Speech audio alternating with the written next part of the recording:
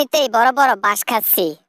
এর উপরে আবার বাংলাদেশ থেকে কে ফোন করলো? হ্যালো হ্যালো, আসসালামু আলাইকুম ওয়া রাহমাতুল্লাহি ওয়া বারাকাতু।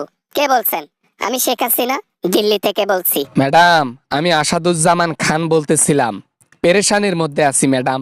পুলিশ পিছন দিয়ে বড় বড় ডিম দেয়, বড় বড় শস্য ভুনা দেয়, বড় বড় শশা দেয়। কি করব? পেইনে আপনাকে ফোন করলাম। তোমাদের নিয়ে আর পারা যায় না। দেশ ছেড়ে পালাইতে না পেরে এখন পিছনে বাস খাইতেছো। বাস খেয়ে সেই বাস সহ্য করতে না পেরে আমাকে ফোন করতেছো। আচ্ছা বলো তো, আমাকে ফোন করে কোনো লাভ হবে? তোমাদেরকে ছাড়াইতে পারবো? আপনি একা একা বাংলাদেশ ছেড়ে পালাইছেন।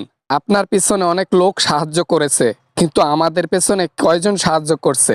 আর আপনি যদি মনে মনে এটাই ভেবে থাকেন যে আপনি দেশ ছেড়ে পালিয়ে যাবেন ইন্ডিয়াতে, আমাদেরকে কেন বলা হলো না? আমি নিজেই বড় বিপদে ছিলাম, নিজেই পালানোর সঠিক রাস্তা খুঁজে পাচ্ছিলাম না। আমি তো ভেবেছিলাম আমি মারাই যাব, জনগণ আমাকে গিলে খাবে। কিন্তু সে সময় সেনাবাহিনী আর একটু একটু একটু সাহায্য করলো, তাই পালাতে পারলাম। আপনি যখন পালাইছেন তার 2 দিন অথবা 1 দিন আগে যদি আমাদেরকে বলতেন যে তোমরা সবাই রেডি হয়ে যাও, আমাদেরকে দেশ ছাড়তে হবে, জনগণ আমাদের পিছনে লেগে গেছে, তাই এটা তো করেন নাই। পিছনে বাস আমরাই খাচ্ছি। তোমরা বাস খাও আর যাই খাও, এইসব ব্যাপারে নিয়ে আমাকে ফোন করবা না। আমার সংসার আছে, আমার বাচ্চা কাচ্চা আছে, আমি সবাইকে নিয়ে হ্যাপি আছি। মোদিকে এখানে বিয়ে করছি, বিয়ে করে সুখে শান্তিতে সংসার করছি। সুখের সংসারে আগুন লাগাইও না। আগুন লাগাবো না, সমস্যা নাই, কিন্তু আমাদের জীবনটা যে ধ্বংস করে দিলেন। আপনার নির্দেশে বড় বড় অন্যায় কাজ করেছি, আজকে তার খিসারত দিতে হচ্ছে।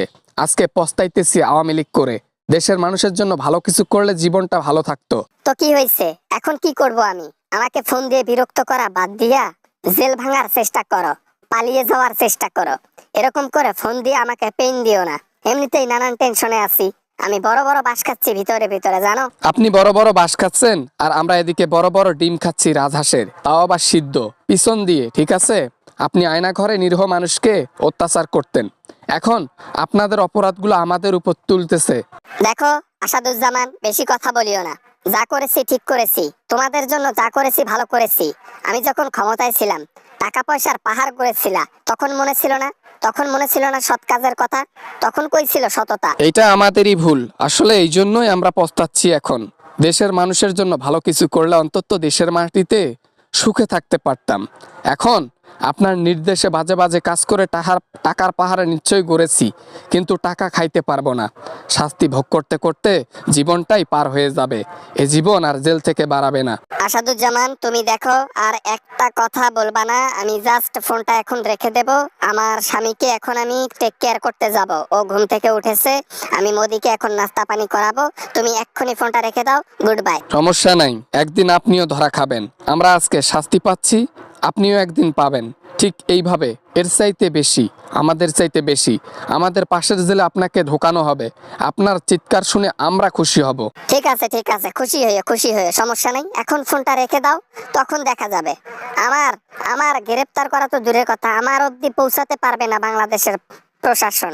ঠিক আছে, এমন রাস্তা গড়িয়েছি। স্বৈরাচার একটা, বাজে একটা সরকার, বাজে একটা মহিলা, আপনার জন্য আজকে জীবনটা শেষ হয়ে গেল আমাদের কয়েকজনের।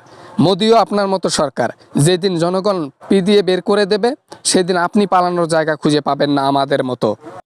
হ্যালো, আসসালামু আলাইকুম ওয়া রাহমাতুল্লাহি ওয়া বারাকাতু। আশা করি ভিডিওটা অনেক এনজয় করেছেন অ্যান্ড অনেক ভালো লেগেছে। যদি ভিডিওটা এতটুকু পরিমাণ ভালো লাগে তাহলে প্লিজ একটা লাইক করবেন আর ভিডিও শেয়ার করতে ভুলবেন না। দেখা হবে এরকম অ্যামেজিং ভিডিও নিয়ে আবারও আপনাদের সঙ্গে। সবাই ভালো থাকবেন, সবাই সুস্থ থাকবেন। খোদা হাফেজ।